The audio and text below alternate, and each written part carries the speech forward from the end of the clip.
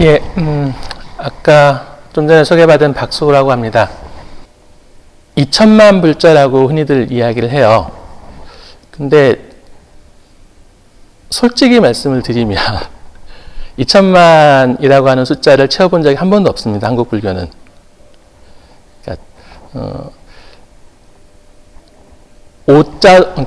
5년, 5자 들어가는 해, 그 다음에 0자 들어가는 해, 5년마다 이제 국가에서 인구주택 총조사라고 하는 이제 가장 국가의 기본되는 통계를 조사하는 조사가 있습니다. 그건 전수조사를 해요. 물론 최근에 이제 기술 발전이 되면서 일부는 이제 인터넷 조사를 하고 있긴 하지만 어쨌든 그게 우리나라 전체 인구의 기본 특징을 그대로 모아내는 통계입니다.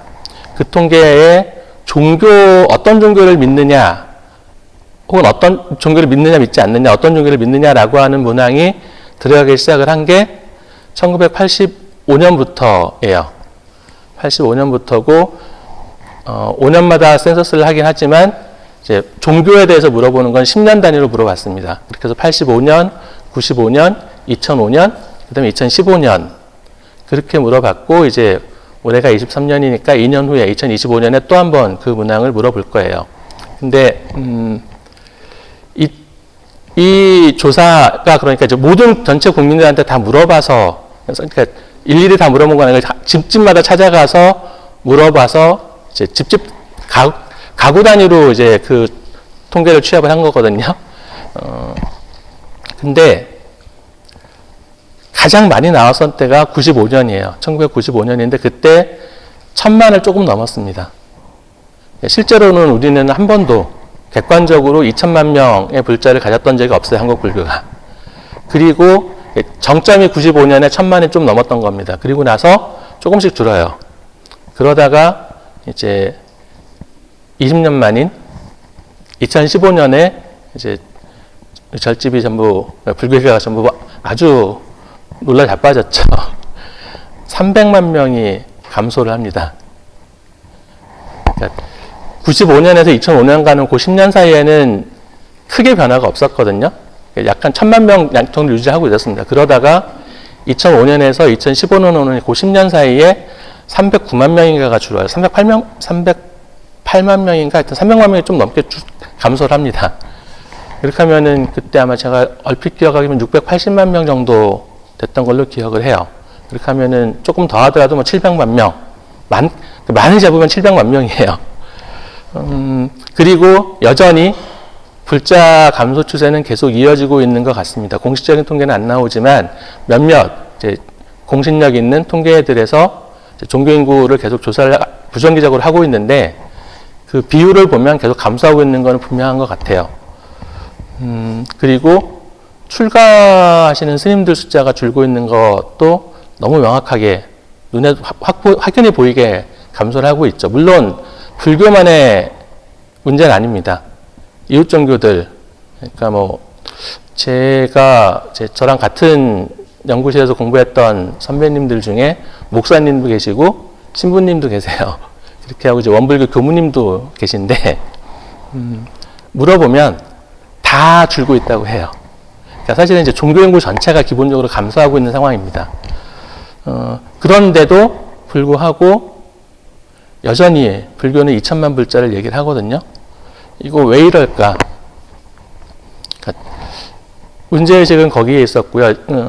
일단 제가 기본적으로 찾은 답은 그러니까 불자가 감소하고 있는 거에 대한 답은 뭐 워낙에는 여러 가지 이야기들이 있으니까 뭐 이 자리에서 말씀드릴 건 아니라고 생각을 합니다. 다만 이제 실제로 불자는 한 번도 1000만 명을 넘어본 적이 없고, 그러니까 맥시멈 1000만이었고 2천만 명 간 적이 없는데, 그리고 뭐 최근에도 불교 방송 듣다 보면 2천만 불자라는 얘기가 막 그냥 튀어나오거든요.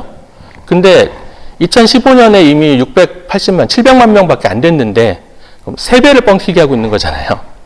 그러니까 제일 많았던 95년에서 2005년 사이에 그때 2천만 명 얘기를 했으면 그때 뭐 2배 정도 뻥튀기 한 거니까 라고 생각을 하겠지만 2015년 이후에 2천만 명이라고 얘기하는 거는 3배를 뻥튀기 하고 있는 거예요. 그럼 도대체 이거 왜 이럴까? 제가 왜 그런 2배, 3배의 간격이 있을까? 제가 찾은 답은 정확하게 불자가 어떤 사람들인지에 대한 정의가 없다. 누가 불자냐? 라고 하는 것에 대한 명확한 정의가 없다라고 생각을 합니다. 2천만 불자를 이야기하는 이유는 아주 단순해요. 그러니까 뭐 정확하게 제가 파악한 건 아니지만 일단 스님들께 들은 얘기나 뭐 이런 것들을 보면 뻔합니다. 각 사찰마다 인등 켜는 분들 계시죠. 그러니까 인등 켜고 기도 접수하신 분들이 있어요. 그렇게 해서 그 숫자 집계하면요, 2천만 명 넘을 거예요. 저만 하더라도 제 고향이 대전이거든요. 대전에 저희 어머님이랑 같이 다니던 절이 있어요. 그 절에 저랑 저희 가족들 이름이 다 신도일명도에 올라가 있습니다. 그 다음에 또 제가 이제 학교에서 2년 되신 스님이 한 분 계셔서 그분께서 이제 초임주지를 살고 계시거든요. 그래서 그분 절에 또 저랑 제 가족들 인등을 켜놨어요. 그리고 이제 또 가끔 가다 보니 저희 어머니가 또 여기저기 절에 다니시면서 기도비 내고 제 이름 적어놓은 데들이 있어요. 그렇게 하면 제가 다니는 절은 어디 한 군데밖에 없을 텐데, 근데 제 이름은 여기저기 올라가 있죠. 그거 다 합치면 2천만 명 넘을 거예요. 근데 그게 2천만 명이 아닌 거죠. 실제는 아니잖아요. 그 문제에서, 그러니까 종단에서 우리 불자 인구가 2천만 명이야라고 이야기하는 거는 절에 등록되어 있는, 각각의 절마다 등재되어 있는 기도 접수한 사람들, 인등 접수한 사람들 숫자 따져가지고 2천만 명인데, 실제로는 그게 아니죠. 진짜 손오공도 아니고 몇 군데에 그렇게 몸을 나눠가지고 있겠어요.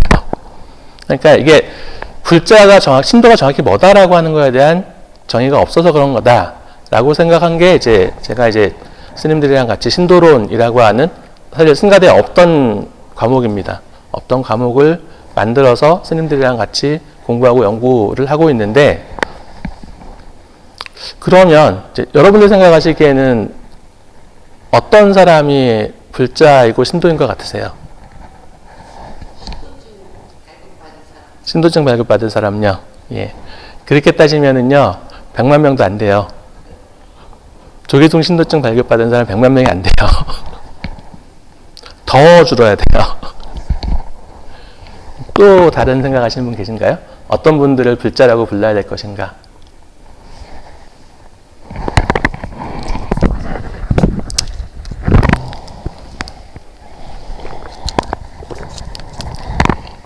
일단은 뭐 그냥 제가 공부하면서 제 나름대로 정리했던 거는 일단 발심을 해야 된다고 생각을 해요.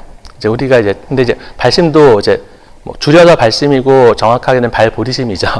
근데 발심을 이 관점에서 누구를 신도라고 볼 것이냐라고 하는 이 관점에서 발심을 놓고 보니까 발심의 의미가 두 가지로 갈라지더라고요.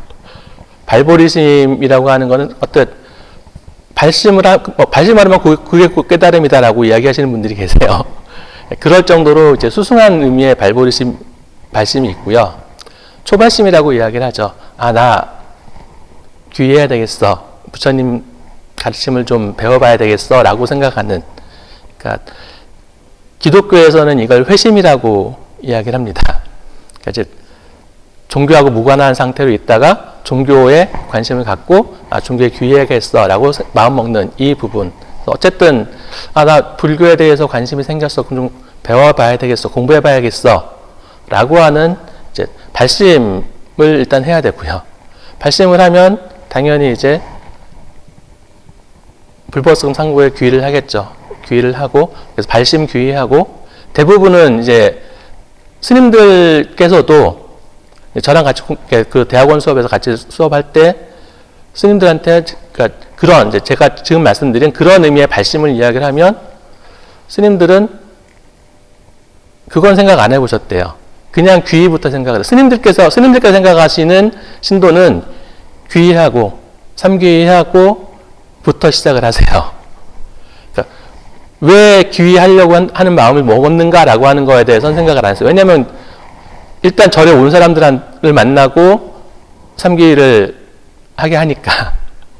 근데 실제로 개인의 입장에서 보면은 발심부터 시작을 해야 되는 거죠. 그래서 발심, 귀의, 그리고 난 다음에 계를 받겠죠.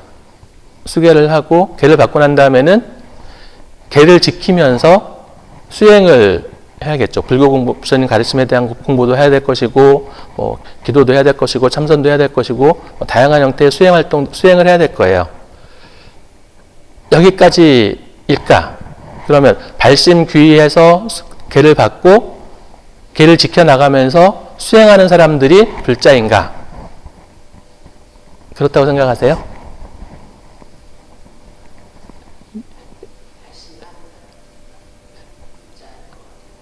하나 더 가야 돼요. 그게 뭐냐면요. 회양까지 가야 돼요. 발심에서 수행하는 것으로만 그치는 것이 아니라 진짜 불자다, 진짜 신도다라고 얘기를 하려면 회양하는 것까지 가야 됩니다. 실제로 제가 오늘 원래는 이제 좀 자세히 설명을 드릴까 하고 찾아보다가 미처 시간이 많지도 않고 제가 경전 공부를 그렇게 많이 한 건 아니어서 이제 충분히 못 찾고 이제 몇 분을 찾았는데 빈비사라 왕이라든지 수다태 장자라든지 이런 분 몇 분들 찾았는데 부처님께서 그분들한테 제일 처음에 설했던 법이 보시와 지기였어요. 보시의 공덕과 계를 지키는 것에 대한 공덕 두 가지를 설하고 그 다음에 사성제를 설하고 이분들이 깨달음을 얻고 아라한가를 얻고 수다함가를 얻고 이렇게 나와요. 경전 얘기들을 보면. 그러면 보시라고 하는 게 결국은 회양의 문제인 거죠.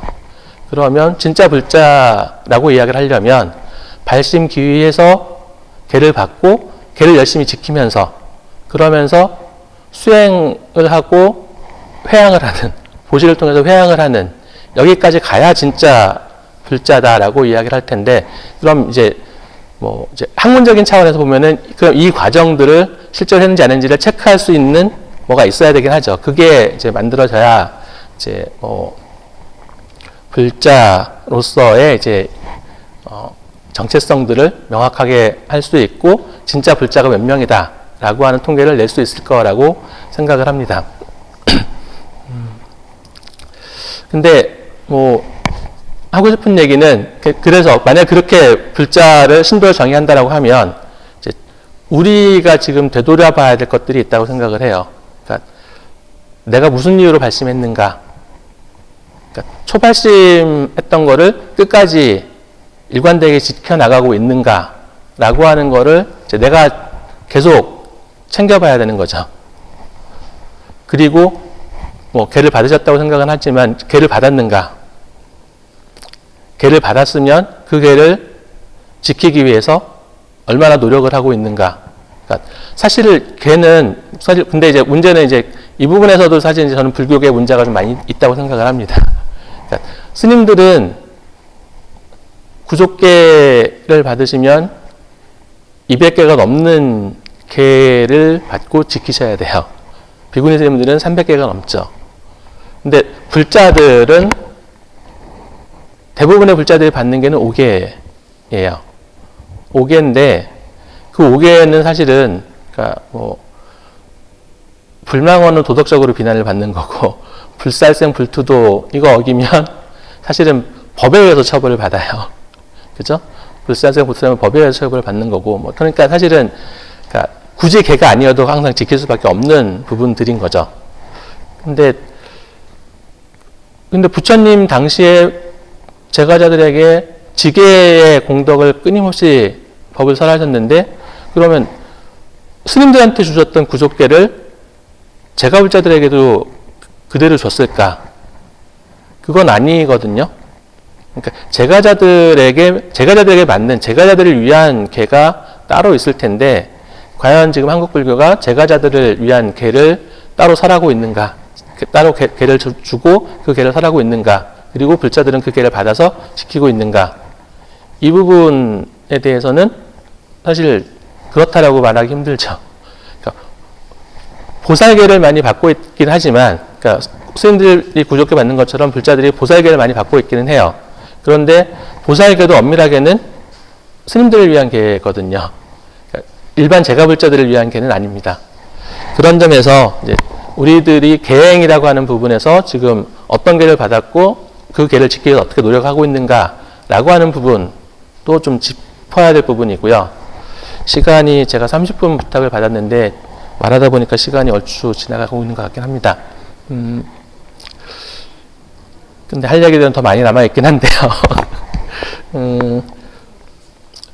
마지막 얘기만 더 하고 마무리를 할게요. 그러니까 혹시 발언문 써보신 적 있으세요? 기도들은 많이 하실 거라고 생각을 합니다. 그리고 기도하기 전에 대개는 이제 발언문을 쓰고 기도를 하기 시작을 하죠. 그 발언문에 어떤 내용들을 적으세요?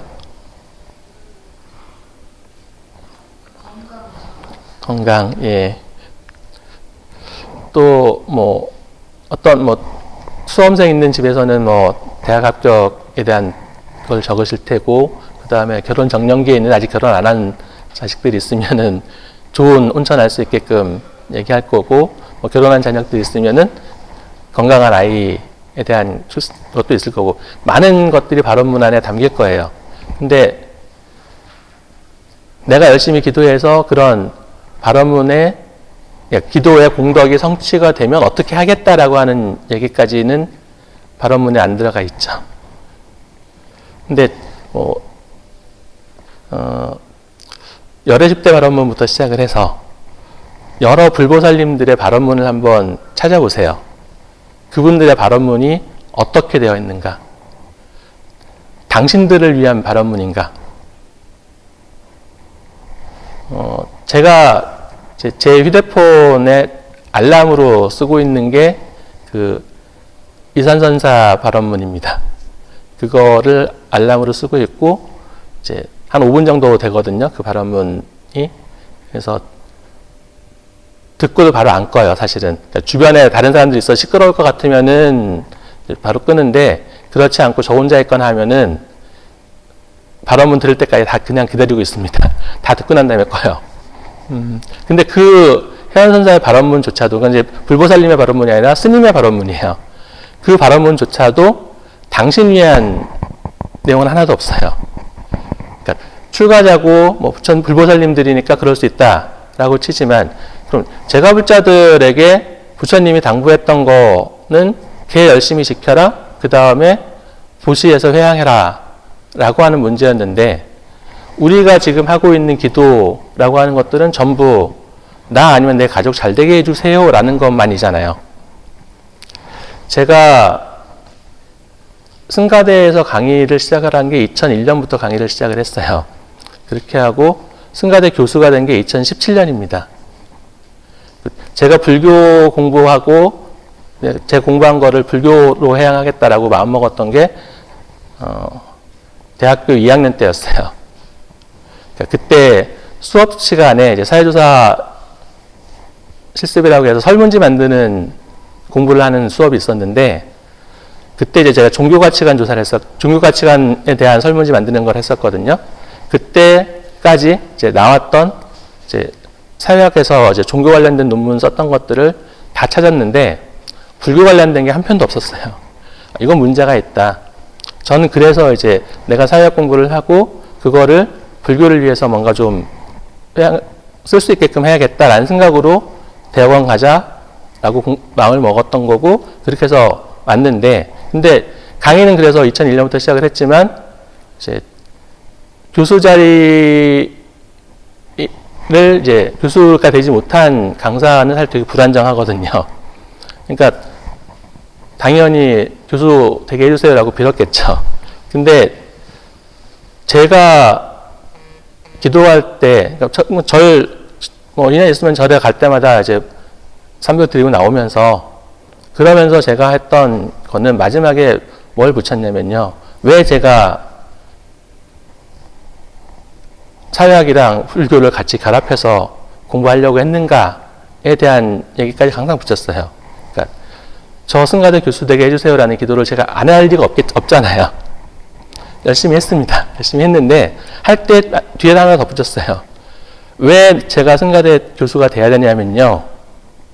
제가 사회학 공부한 거를 가지고 스님들에게 도움되는 이야기를 하면 그걸 스님들께서 듣고 불자들에게 도움되는 말씀을 하실 거다.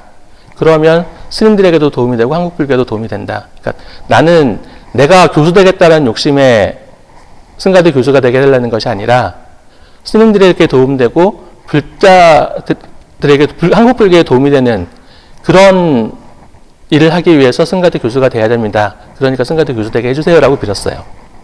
그러니까 제 나름대로는 회양처를 밝히고 부처님한테 약속을 한 거예요. 그렇게 하고 이제 2017년에 승가대 교수가 됐습니다. 그 다음에 이제 제가 하는 기도는 이제 저도 이제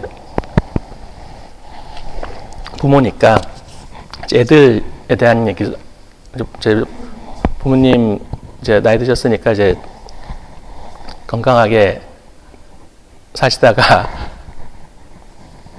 마지막 마무리 하실 수 있기를 하는 거 하고, 그다음에 제 아이들 잘 되게 해달라는 거 하고, 두 가지를 이제 절에 가서 부처님한테 빌어요.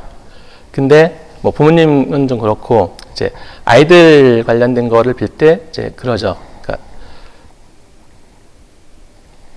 애들한테 어쨌든 간에 부처님 가르침을 잊지 않고 부처님 가르침을 다른 사람들이 전하는 삶을 출가시키겠다는 약속은 못 드리겠고, 대신 어쨌든 불교에 도움이 될, 어떤 형태로든 불교에 도움이 될 수 있는 일을 하게끔 가르치겠습니다.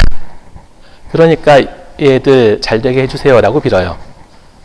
그러니까 나 잘 되는 거, 혹은 내 아이 잘 되는 거가 아니라 잘 되면, 그러면 그 아이들에게 불교를 위해서 회양할 수 있게끔 가르치겠습니다라고 약속을 하면서 빌고 있습니다. 발언하는 거 좋아요. 저는 뭐 기복불교에 대해서 비판하는 사람들 많지만 기복불교가 필요하다고 봅니다. 그거 없으면은 종교의 의미 자체가 없어요. 근데 복을 비는 거, 복을 바라는 건 좋은데 그 복을 받고 난 다음에, 그 기도가 성취되고 난 다음에 그 기도의 공덕을 온전히 내가 누릴 것이냐, 혹은 내 가족이 누릴 것이냐가 아니라 어떤 방식으로 혹은 어디에 회양시킬 거다라고 하는 거를 부처님한테 약속하고 기도하자는 거죠. 그래야 그 기도의 공덕이 나한테 더 빨리 올 것이고, 그 공덕으로 또 다른 좋은 인연들이 만들어질 거다. 그래야 불교가 더 발전을 하고 나도 발전을 하고가 되지 않을까. 그래서 그러니까 좀 기도의 성취가 만들어내는 그 기도의 공덕이 어디로 어떻게 회양될 거다라고 하는 것들을 좀 부처님한테 약속을 하자. 이건 일종의 뭐 서원이고 발언이 될 거라고 생각을 합니다. 뭐 제가 이제 그래서 이제 기복불교를 넘어서서 이제 서원불교로 가야 된다라고 이제 몇 군데서 얘기를 한 적이 있긴 한데, 어쨌든 좀 그렇게 해야 되지 않을까라는 생각을 합니다. 그리고 그런 역할들을 잘했던 게 이제 부처님 당시에 제가 불자들이라고 봅니다. 뭐 빈비사라왕 부처님 뭐 제일 먼저 이제 중림정사를 지어서 공양하고, 그 다음에 불교가 이제 기반을 잡을 수 있게끔 온갖 외호를 했던 왕이죠. 그 다음에 수도대장자, 기원정사를 지어서 공양을 하고 또 많은 사람들에게 보시를 베풀었던 사람입니다. 이 사람들 부처님한테 가르침을 듣고 깨치고, 그 다음에 그것들을 왕이니까 나라 전체에, 뭐 장자니까 자기 영향이 미치는 많은 사람들에게 도움을 주면서 보시를 한 거죠. 그러니까 그냥 단순히 자기 부처님 좋은 가르침 듣고 나 혼자 잘 되는 게 아니라 부처님이 보시하라고 했으니까 그거 열심히 잘 지켰던 분들이에요. 그렇다라고 하면 우리도 그런 부분들에서 롤모델을 좀 찾고 따라가야 되지 않겠는가라는 부분들을 좀 말씀을 드려야겠다. 그런 생각으로 사실은 이제 그 제가불자에 대한 얘기를 하려고 했던 거고, 예, 뭐 드리려고 했던 말씀도 이게 답니다. 예, 여기까지 하겠습니다.